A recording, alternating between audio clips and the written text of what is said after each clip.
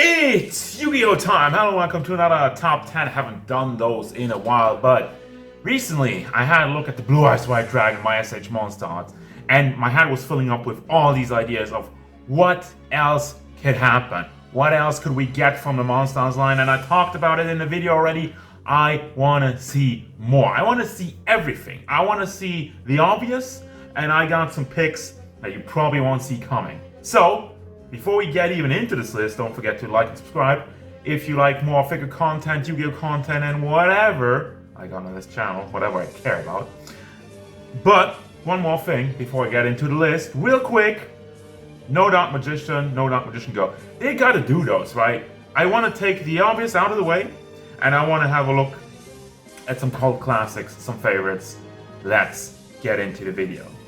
And I'm starting this one off with a classic, the Big Demon, the Summoned Skull, one of Yugi's kind of like abandoned monsters because he's better than the Dark Magician. You only need one tribute, but he doesn't have all the support. But still, the Summoned Skull has always been one of my favorite cards in the game of Yu-Gi-Oh! And one of the early beaters of the format.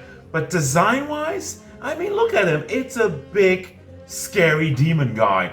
Huge claws, the horns, and fairly small wings, but overall the color scheme also, he looks violent, he looks brutal, and he looks pissed above all else. Summoned Skull will make for a great figure. Kind of like the disproportionate aspect of the character, I think makes it look interesting. And something that would definitely stand out in any kind of collection. For the next one, we're not just talking menacing, we're talking downright scary. Jinzo, the Trap Menace. This guy is psychic before psychic was a thing. The man-made machine, or a guy that just strapped a bunch of devices around him, put on a giant-ass coat, big-ass shoulder pads, spiky as hell, glowing red eyes, destroying all the trap cards. Not only has this card been a menace in the show and in the game way back when it was released, but also, design-wise, it looks like a serial killer. It looks like something you could take straight out of a slasher movie. And imagine that. Imagine having this big Jinzo looming over your collection, just standing there, arms crossed or whatever. You don't even need to do much with it. Design-wise, it kills. Quick question. How do you win a game of Yu-Gi-Oh? Reducing your opponent's life points to 0. But what about the other way? Assembling the 5 pieces of Exodia, and that's what I'm talking about. That huge beast that's too powerful to be its own card. It's 5 of them, and you have to combine them.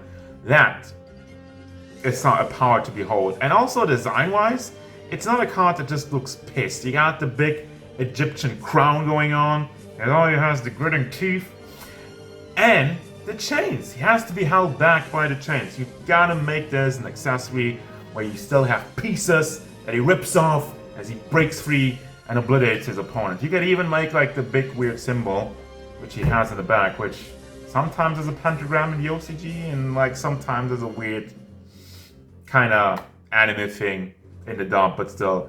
Exodia, big, bulky, force to be reckoned with. From one of the most powerful Yu-Gi cards to 3 of the most powerful Yu-Gi cards. I'm of course talking about the Egyptian gods. Starting off, my favorite has always been Obelisk. It has a big horn sticking out of the head, huge shoulder pads with blades on it, and a huge fist. And then you go over to Ra, which is the big golden chicken. Got the majestic wings, and even you could do like 3 forms. You can wrap them together into 3, but don't do that. Imagine just what we had with the wings for the Blue Eyes White Dragon, how well they did that.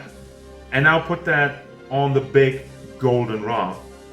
You know it would look awesome. And then finally, we of course have Slifer or Osiris, depending on which version you're watching of the show.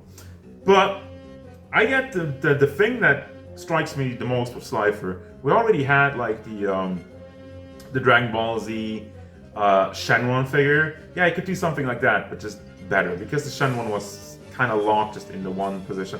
But they can absolutely do that. It's very similar. You have the big hand with the 2 mouths and the small wings off the side, but still, it's a huge freaking snake dragon type thing, and it's just menacing, and I love it. But that's not the only trio I want to talk about. We also have Jack's Knight, Queen's Knight, and King's Knight. Once again, you gotta do all three of them because they're a trio and they look so good together. You have different aesthetics. Jack's Knight is a lot more slimmed down, kind of like a more good-looking warrior guy. And then you have the King with the mighty beard and the helmet, which looks a lot more like a crown, and another huge sword. And then the Queen's Knight, which once again has a lot of cool-looking red outfits, and the boba armor, which is just kind of weird, but they stick together.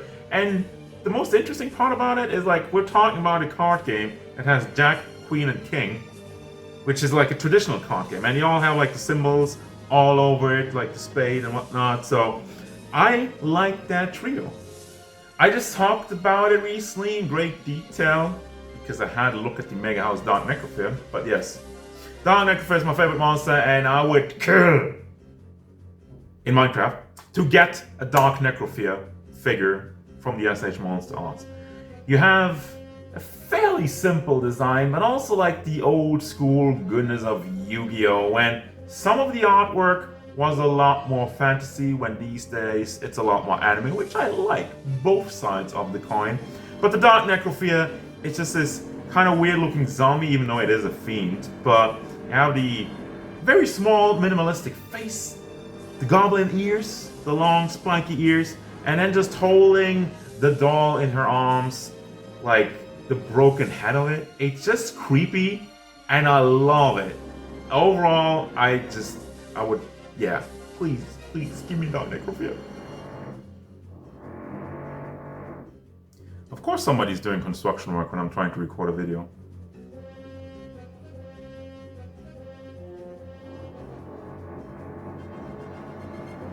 For the next entry, let me blow your freaking mind. Sword Stalker! You're looking at me right now and you're wondering, Sword, who that?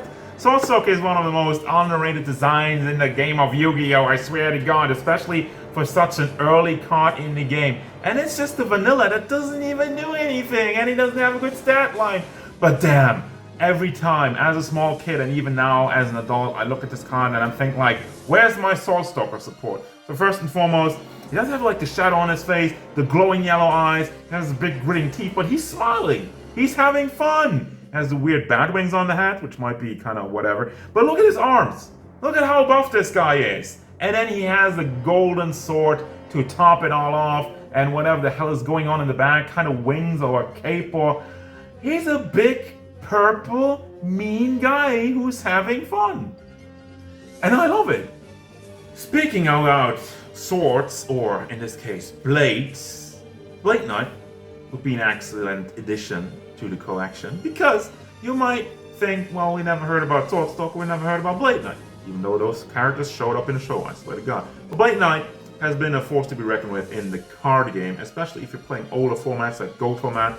This card is a killer. However, I'm looking at the design, and I talked about how the shading was done so freaking well on the Blue Eyes White Dragon.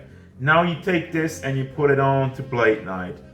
Big suit of armor, metallic all over the place, it's shiny. But then on the card, don't look at the anime model, but on the card, there are like all these kind of darker spots, which just brings out the shininess of his armor even that much more. And I look at that, and I think of that on the figure, bruh. Speaking of GOAT format staples, Breaker, the Magical Warrior. Now the card that has barely only been seen, I think, once when Yugi fought Weevil on top of a train. Duel Monster card though, but that was Breaker, the Magical Warrior. Once again, a huge staple card in the game of GOAT format. But also, he's red, and I like red. No, I like the combination of having the knight aesthetic, but also looking like a sorcerer. Like the name implies, the Magical Warrior. You have the big cape, the kind of weird looking hat, which is very reminiscent of the Dark Magician himself. One more time, big shoulder pads. What is it with big shoulder pads in this game? Also, I love the shield and everything going on. And the cape just makes it more majestic, especially if this is like a cloth cape. As a figure, it would look so good. And finally, this is not really like the #1 spot, I just did this in any order whatsoever. But finally, I would like to see Lava Golem. Just because. I would like to see it. How would you even make that? It's a big hunk of lava just melting all over the place, and you have like a little cage. It could even be like a gimmick. You can get like, if you make it a huge figure, you can put like other figures in there. You can put your SH figure out, so your Goku's in there. I don't know. But that would probably be too much of a colossal task. I'm just dreaming away. You could have a bunch of figures. Or maybe like a little Joey figure you could put in the cage. Maybe like other things. I don't know. Knock yourself out. Have some fun with it. But still, Lava Golem on itself obviously doesn't have the greatest design, but I just would like to see a figure of it.